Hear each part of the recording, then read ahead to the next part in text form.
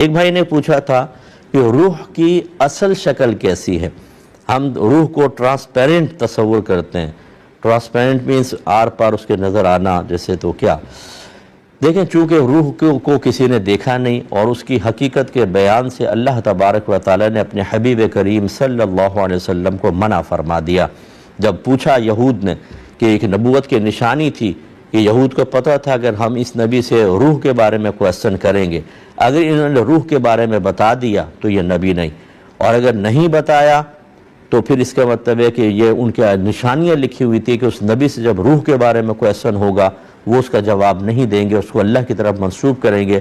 اور ایسے ہی ہوا کہ سرکار کو خاموش ہو گئے. سرکار اس سوال کے جواب میں وحی نازل ہوئی کہ آپ کہہ دیں کہ روح میرے رب کے حکم سے ہے. جب اس کی معرفت نبی کریم نے نہیں فرمائی، اس کی تفصیل بیان نہیں کی، تو پھر آپ اور میں خالی تصورات ہی قائم کر سکتے ہیں، اصل شکل کسی نے بھی نہیں دیکھی. ایک یہ کویسچن جو پچھلے پروگرام کا لاسٹ تھا کہ روح کی اصل شکل کیسی ہے؟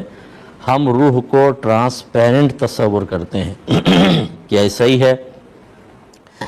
اس کا کچھ جواب تو میں دے چکا ہوں، بس اینڈ میں یہ بات اور یاد رکھیں کہ جب اللہ تبارک و تعالی نے اپنے حبیب کریم صلی اللہ علیہ وسلم کو روح کی مکمل طور پہ حقیقت کے بیان سے روک دیا، تو پھر علماء کرام کا کام ہوتا ہے کہ وہ بعض چیزوں میں اپنے عقلی لحاظ سے غور و تفکر کر کے، جب ایک چیز کا بیان ہے اور بالکل اس کا کوئی تصور نہیں تو کچھ نہ کچھ وہ تصور قائم کرتے ہیں، اور اس کی انہیں اجازت ہوتی ہے. اسی لیے کہا جاتا ہے کہ عقائد 4 دلائل سے ثابت ہوتے ہیں: قرآن، سنت، عقل سلیم اور سواد اعظم.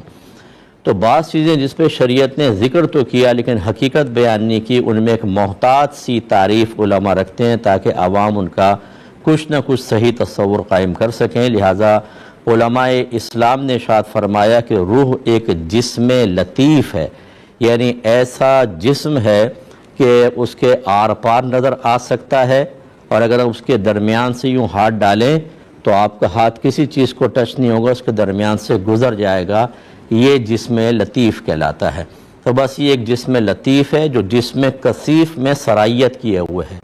جسم کثیف اس کا جسٹ اپوزٹ ہوتا ہے، جس کے آر پار آپ نہ دیکھ سکیں، جیسے ہمارا جسم، اور اگر ہاتھ ڈالیں تو ہاتھ ٹکرا کے رک جائے، پار نہ ہو، تو یہ ہمارے جسم کی ہے. تو جسم کثیف ہے اور روح جسم لطیف ہے، یہ اس میں سرائیت کیے ہوئے ہے.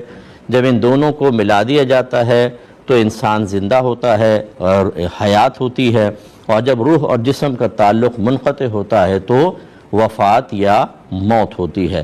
اور جب یہ روح کو دیکھا ہی نہیں کسی نے اور اس کی حقیقت کو بیان نہیں کیا صرف سمجھانے کے لیے، تو اب یہ ٹرانسپیرنٹ کہنا اگر اس اعتبار سے ہے کہ یہ فقہا یا علماء کی تعریف کے پیش نظر تو چل جائے گا، لیکن آپ نے دیکھا ہوگا بعض اوقات یہ کہتے ہیں جی کیمرے میں اچانک فرشتے کی تصویر آ گئی، وہ کعبۃ اللہ کے گرد ایک روشنی سے گھوم رہی ہوتی ہے، وہ کہتے ہیں یہ فرشتہ ہے.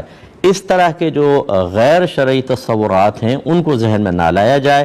اگر یہ ٹرانسپیرنٹ فرض کر لیں کہ جیسے علماء نے فرمایا جس میں لطیف ہے، پھر بھی اگر یہ سامنے ہو تو ویسا نہیں ہے کہ اس کے آر پار آپ یعنی جسم پہلے حیولہ سا محسوس ہو، پھر اس کے آر پار بھی نظر آ رہا ہے اور ہاتھ بھی گزر جاتا ہے جیسے دھواں ٹائپ، یہ بھی نہیں ہے. بالکل یہ نظر ہی نہیں آتی ہے. اسی لیے جب مردہ ہمارے سامنے مرتا ہے اور اس کی روح نکل جاتی ہے تو ہمیں کچھ بھی نظر نہیں آ رہا ہوتا.